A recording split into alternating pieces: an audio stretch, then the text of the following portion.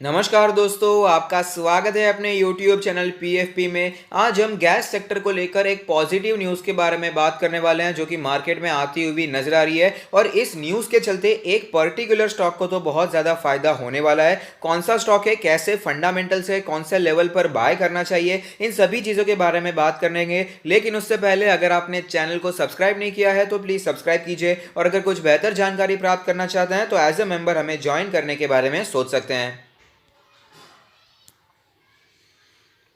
तो न्यूज आपके सामने है। Air quality commission direct switching over of all industries in Delhi to PNG. तो एयर क्वालिटी कमीशन ने ये निर्देश दिया है कि दिल्ली में जितनी भी इंडस्ट्रियल यूनिट्स है उन्हें पीएनजी पर शिफ्ट होना होगा। जो भी फ्यूल सोर्स वो पहले यूज करते थे अब पाइप नेचुरल गैस का यूज करना होगा। तो ये ऑफकोर्स गैस सेक्टर के स्टॉक्स के लिए बहुत ही पॉजिटिव न्यूज बनकर आती है। दिल्ली और एनसीआर में इंडस्ट्रियल जो सेक्टर है वो एयर पोल्यूशन का एक मेजर कंट्रीब्यूटर है और इसी के कारण सारे इंडस्ट्रीज को ये निर्देश दिया गया है कि वो स्विच किया जाए पाइप नेचुरल गैस को। जो भी फ्यूल वो यूज करते हैं उससे स्विच करके पाइप नेचुरल गैस का यूज यहाँ पर बढ़ाया जाए। और इसका जो निर्देश दिया गया है आईजीएल को दिया गया है। कमीशन ने कहा है directed IGL to ensure supply of pipe natural gas to all identified industries in Delhi by January 31, 2021। तो एक महीने के अंदर ही आईजीएल को ये सारा का सारा काम करना है, पीएनजी सप्लाई करना है आइडेंटिफाइड इंडस्ट्रीज को, ऐसा कमीशन ने खुद कहा है। तो ये ऑफ कोर्स आईजीएल के लिए बहुत ही पॉजिटिव बात है और इसी स्टॉक के बारे में आगे चर्चा भी करने वाले हैं। It also directed the Delhi pollution control committee to inspect and identify the industries using unapproved fuels and to take stringent penal action in case of non compliances. अगर किसी इंडस्ट्री ने पीएनजी का इस्तेमाल नहीं किया, जो भी रूल्स इस कमेटी ने बाहर निकाले हैं उसे अगर फॉलो नहीं किया तो उन पर यहाँ पर एक्शन भी लिया जाएगा। तो इससे हमें यह भी पता चलता है कि इसमें कोई आपके पास ऑप्शन नहीं है कि नहीं यार पहले जो यूज करते हैं वही करेंगे, पीएनजी में कौन अभी शिफ्ट करेगा, कितना खर्चा होगा, ऐसी सारी सिचुएशन नहीं है। कंपलसरी हो चुका है पोल्यूशन को कंट्रोल करने के लिए। ये जो स्टेप्स लिए जा रहे हैं काफी ज्यादा हमें यहाँ पर एग्रेसिव दिखाई दे रहे हैं, जिसके कारण आईजीएल में लॉन्ग टर्म में हमें अच्छा मुनाफा देखने को मिल सकता है।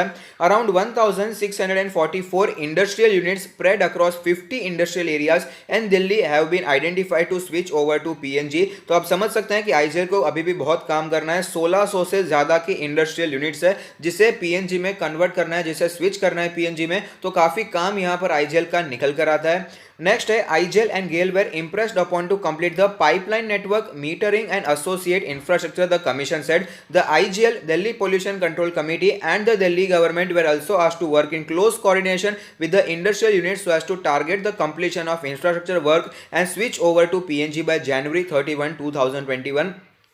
तो आप समझ सकते हैं आईजीएल को डायरेक्ट यहाँ पर निर्देश है कि आपको काम करना ही करना है। और ऑफकोर्स कंपनी के लिए अच्छी बात है, ये गेल के लिए भी अच्छी बात है। लेकिन मेरा मानना है कंपैरेटिवली आईजीएल की अच्छी बात इसीलिए ज्यादा है क्योंकि गेल तो ओवरऑल इंडिया में काम करती है, उसका नाम ही है गैस अथॉरिटी ऑफ इंडिया। तो पूरे इंडिया के बिजनेस को वो हैंडल करती है और उसमें दिल्ली का उसका एक छोटा सा हिस्सा है, उसमें थोड़ी सी तेजी देखने को मिल रही है। लेकिन आईजीएल तो मेन फोकस ही करता है दिल्ली रीजन पर। उसका तो नाम ही है इंद्रप्रस्थ, यानी कि दिल्ली में ही वो ज्यादातर काम करता है और वहां पर वो ज्यादा काम यहाँ पर निकल कर आ रहा है, ज्यादा रेवेन्यू यहां पर जनरेट होने की संभावनाएं बनकर आती है। तो इसके चलते ये न्यूज कंपैरेटिवली आईजीएल के लिए ज्यादा पॉजिटिव फिलहाल हमें दिखाई देती है। तो आईजीएल के बारे में बात करें तो 489 रुपीज का लास्ट ट्रेडेड प्राइस है जो कि फ्लैट दिखाई दिया है। मार्केट कैप 34,000 करोड़ के आसपास है। डिविडेंड यील्ड 0.57% है। Face value 2 rupees per equity share. Industry का पी रेशियो 22 है, लेकिन उससे महंगे पी रेशियो पर अवेलेबल है 40 के आसपास हमें दिखाई देता है। प्राइस टू बुक रेशियो के बारे में बात करें तो 6.76 का प्राइस टू बुक रेशियो दिखाई दे रहा है। तो अब चलते हैं चार्ट्स पर, वहां पर कैसी सिचुएशन बनी हुई है उसके बारे में भी बात कर लेते हैं।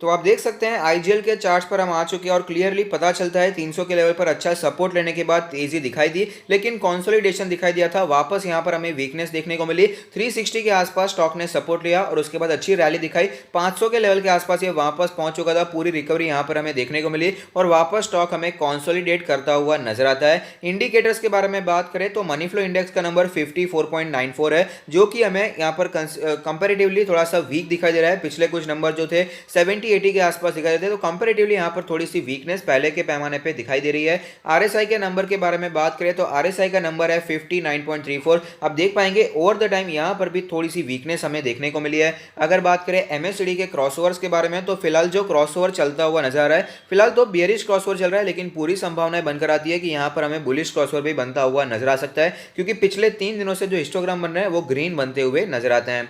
अगर बात करें इसके बॉलिंजर बैंड के बारे में तो आप देख पाएंगे बॉलिंजर बैंड के लोअर बैंड के आसपास सपोर्ट लेने के बाद तुरंत ही अच्छी रिकवरी दिखाई दी और फिलहाल स्टॉक मीडियन के ऊपर ट्रेड कर रहा है। लोअर बैंड है 461 का लेवल, मीडियन है 482 का लेवल, अपर बैंड है 502 के आसपास का लेवल। पिवट पॉइंट्स के बारे में बात करें तो पिवट लेवल 469 का लेवल है, सपोर्ट है 424 के लेवल के आसपास। अपर रेजिस्टेंस के बारे में बात करें तो 541 का पहला पिवट रेजिस्टेंस हमें दिखाई देता है। इसके ऑल टाइम चार्ट पर चले जहां पर एक कैंडल 1 मंथ को रिप्रेजेंट करेगी तो आप देख पाएंगे क्लियरली धमाकेदार स्टॉक रहा है। मल्टी बैगर रिटर्न से स्टॉक ने हमें बना कर दिए हैं। जब भी स्टॉक में करेक्शन देखने को मिला है तो 20 मंथ्स का जो ईएमए है वो एज ए स्ट्रॉन्ग सपोर्ट हमें दिखाई देता है और वापस तेजी कंटिन्यू रहती हुई भी नजर आती है। फिलहाल भी जब मार्केट में हमें फिर से आईजीएल में गिरावट देखने को मिली तो यही level as a strong support दिखाई दिया और बाइंग एमर्ज होती हुई नजर आई थी। अब आईजीएल में जो मूवमेंट देखने को मिली उसमें क्या घटनाक्रम रहा है, क्या न्यूज़ रही है, उसके बारे में एक बार चर्चा कर लेते हैं। तो जैसे कि आपको पता है रिकवरी देखने को मिली, स्टॉक कंसोलिडेट करा था, लेकिन उसके बाद हमें वीकनेस देखने को मिली जिसका रीजन था कि पीएनजीआरबी ने कहा था कि जो ऑयल मैनेजमेंट कंपनीज है वो भी गैस सेक्टर में आ जाएगी, तो यहाँ पर कॉम्पिटिशन बनता हुआ नजर था, इनके मार्केट शेयर पर बुरा इफेक्ट पड़ सकता था। उसका रीजन था कि जो भी आईओसी जैसी कंपनीज है, ओएमसीज हैं जो कि ऑयल मैनेजमेंट कंपनीज हैं, उनका जो नेटवर्क है आईजीएल के या फिर एमजीएल के मुकाबले बहुत ज्यादा है। एमजीएल में भी साथ में गिरावट हुई थी तो ऑफकोर्स उनके मुकाबले बहुत ही ज्यादा अच्छा नेटवर्क उनका दिखाई देता है। इंडिया वाइड, कंट्री वाइड का नेटवर्क हमें दिखाई देता है जो कि आईजीएल के पास नहीं है, ना ही एमजीएल के पास है, और इसी के कारण स्टॉक में हमें गिरावट भी देखने को मिली। लेकिन यहां पर जो वापस तेजी लौटती हुई नजर आई थी 360 से करके 500 के आसपास की जो रैली देखने को मिली, उस रैली के पीछे वॉल्यूम्स तो बढ़ रहे थे, बाइंग हो रही थी, लेकिन जब ये 10% का हमें सर्किट देखने को मिला उस दिन हमें पता चला कि पीएनजीआरबी ने कह दिया है कि डायरेक्टली कंपीट नहीं कर पाएगी, तो आईजीएल एमजीएल जो भी सिटी गैस डिस्ट्रीब्यूशन वाली कंपनीज हैं उन पर डायरेक्ट इंपैक्ट नहीं पड़ेगा, उनका मार्केट शेयर बहुत ही ज्यादा खराब होता हुआ यहां पर नजर नहीं आएगा और इसी के कारण तेजी देखने को मिली। तो आप समझ सकते हैं कि यहां पर जो इन्वेस्टर्स होते हैं, जो बड़े बिग शॉट्स होते हैं मार्केट में, उन्हें सब कुछ पहले ही पता होता है। गिरावट हुई थी तो न्यूज के पहले ही गिरावट हो चुकी थी और जब तेजी आई तो न्यूज आई उसके पहले ही हमें तेजी देखने को मिल चुकी थी। तो अब इस न्यूज के चलते क्या हो सकता है उसके बारे में बात कर लेते हैं। तो ये न्यूज कोई आज की न्यूज नहीं है, 4-5 दिन हो चुके हैं जब ये न्यूज आई थी, उसके बाद 1-2 दिन ट्रेडिंग डे भी हो चुका है। तो आप देख सकते हैं कि ज्यादा मूवमेंट स्टॉक में हमें देखने को नहीं मिली, स्टॉक ज्यादा हमें ऊपर जाता हुआ नजर नहीं आया। तो इससे हमें क्लियरली यही पता चलता है कि मार्केट ने इस न्यूज को पहले से फैक्टर्ड इन कर लिया था। ये जो न्यूज आई उसके चलते ही मार्केट में हमें ये पहले ही तेजी देखने को मिल चुकी थी। 360 से करके 500 की जो रैली आई थी, ये सारी की सारी न्यूज ऑलरेडी आईजीएल में फैक्टर्ड इन होती हुई नजर आ चुकी है। तो अब यहाँ पर न्यूज़ के चलते अगर आप बाइंग कर रहे हैं तो वो एक गलत बात होगी, लेकिन स्टॉक अच्छा है, इसे अपने लॉन्ग टर्म पोर्टफोलियो में ऐड करना चाहिए। और साथ ही साथ अगर आप अपना पोर्टफोलियो हमसे रिव्यू करवाना चाहते हैं तो उसका लिंक भी हमने डिस्क्रिप्शन बॉक्स में दे दिया है। जैसे कि आपको बताया फिलहाल फॉसिल फ्यूल्स में ऑयल से शिफ्ट होकर गैस पे आ रहे हैं और धीरे धीरे जाकर इलेक्ट्रिक में जाएंगे, डायरेक्टली इलेक्ट्रिक पर नहीं जाएंगे क्योंकि वहां पर बहुत ज़्यादा अभी रिसर्च एंड डेवलपमेंट बाकी है। और पाइप नेचुरल गैस कंपेरेटिवली दूसरे जो फॉसिल फ्यूल्स है इसके हिसाब से काफ़ी बेहतर हमें दिखाई देता है। तो यहाँ पर लॉन्ग टर्म के लिए 5 से 10 साल के लिए तो पाइप नेचुरल गैस या फिर सीएनजी ले लीजिए, वो कहीं पर जाने वाला नहीं है। तो यहां पर आप निवेश करने के बारे में सोच सकते हैं लॉन्ग टर्म के लिए। और अगर आपने ऑलरेडी पोजीशन बना कर रखी है तो लॉस तो ज्यादा आपको नहीं हो रहा होगा, लॉन्ग टर्म के लिए कंटिन्यू कीजिए। और अगर आपने नीचे पोजीशन बनाकर रखी है, प्रॉफिट में चल रहे हैं, लॉन्ग टर्म के लिए लिया है तो प्लीज कंटिन्यू होल्डिंग कीजिए, एक भी शेयर बेचने की जरूरत नहीं है। भले ही न्यूज फैक्टर्ड इन हो चुकी है लेकिन इसकी जो रेवेन्यू है, वो प्रॉफिटेबिलिटी है, वो आगे जाकर हमें बढ़ती हुई ही नजर आएगी क्योंकि ये जो चेंज आ रहा है, जो हमें यहाँ पर न्यूज आती हुई नजर आ रही है, वो ऑफकोर्स कंपनी के लिए पॉजिटिव न्यूज है। तो कंटिन्यू कीजिए।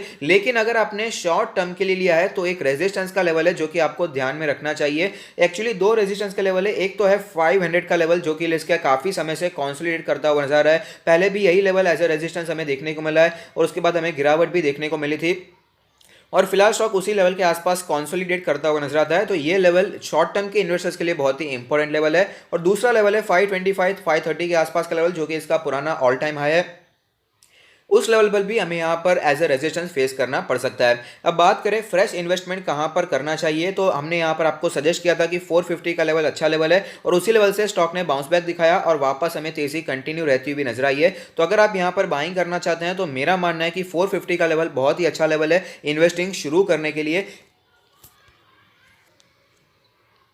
50 डेज का ईएमए इसी लेवल के आसपास बनकर आता है। फिलहाल स्टॉक ने वहीं पर सपोर्ट भी लिया था और गैप अप ओपनिंग जब देखने को मिली तो भी इसी लेवल के आसपास पिछले दिन हमें क्लोजिंग देखने को मिली थी, तो ये एक अच्छे सपोर्ट की तरह हमें काम करता हुआ नजर आ सकता है। लेकिन उससे पहले 20 डेज का मूविंग एवरेज भी ऐसे सपोर्ट दिखाई देगा। लेकिन मेरा मानना है 450 के लेवल्स कोई इम्पॉसिबल लेवल्स नहीं है। फिलहाल भी देखने को मिले थे जहां पर हमने बाइंग की थी और फिर से एक बार हमें देखने को मिल सकते हैं, क्योंकि अगर मार्केट का सेंटीमेंट खराब होता है तो जो ये एनर्जी वाले पावर वाले स्टॉक्स होते हैं और जिसमें ये ऑयल वाले भी आ जाते हैं, ये सारे जो स्टॉक्स होते हैं वहां पर सबसे ज्यादा करेक्शन हमें देखने को मिल जाता है। तो इसके चलते अगर सेंटीमेंटल गिरावट होती है तो आप आईजीएल में बाइंग करने के बारे में सोच सकते हैं। फंडामेंटली बहुत ही स्ट्रांग है। आईजीएल के साथ साथ आप एमजीएल पर भी नजर बनाकर रख सकते हैं। अगर यहां पर दिल्ली में वो न्यूज आई है कि एयर पोल्यूशन को कंट्रोल करना है, तो ऑफकोर्स ओवरऑल इंडिया में भी एक टाइम पर न्यूज आने ही वाली है और ओवरऑल फिलहाल आगे जाकर ऑयल से शिफ्ट होकर हमें नेचुरल गैस पर ही ज्यादा हमें डिपेंडेंसी दिखाई देगी। तो इसके चलते एमजीएल में भी आपको आगे आने वाले सालों में ग्रोथ देखने को मिल सकती है। लॉन्ग टर्म के निवेशक वहां पर भी नजर बनाकर रख सकते हैं। वैल्यूएशन के बेसिस पे आपको एमजीएल काफी अट्रैक्टिव लगेगा। लेकिन अगर बात करें फंडामेंटली ग्रोथ के बारे में, बड़ी कंपनी है तो आईजीएल आपको ज्यादा सूट करेगा। दोनों स्टॉक्स अच्छे हैं, दोनों को अपने पोर्टफोलियो में ऐड करने के बारे में सोचा जा सकता है। लेवल्स के बारे में हमने ऑलरेडी आपको बता दिया है। 450 का लेवल काफी अच्छा लेवल है जहां पर बाइंग के बारे में सोचा जा सकता है, क्योंकि यही लेवल ऐसे पहले भी अच्छे कंसोलिडेशन का सपोर्ट हमें दिखाई दिया था। तो यहां पर आप बाइंग शुरू कर सकते हैं और बाय ऑन डिप्स की स्ट्रैटेजी के साथ इस स्टॉक को एक्यूमुलेट करने के बारे में सोच सकते हैं। तो अगर आपको ये वीडियो पसंद आता है तो लाइक कीजिए, शेयर कीजिए, कमेंट कीजिए, सब्सक्राइब कीजिए और मुझे मोटिवेट कीजिए। Thank you. Stay happy, happy investing.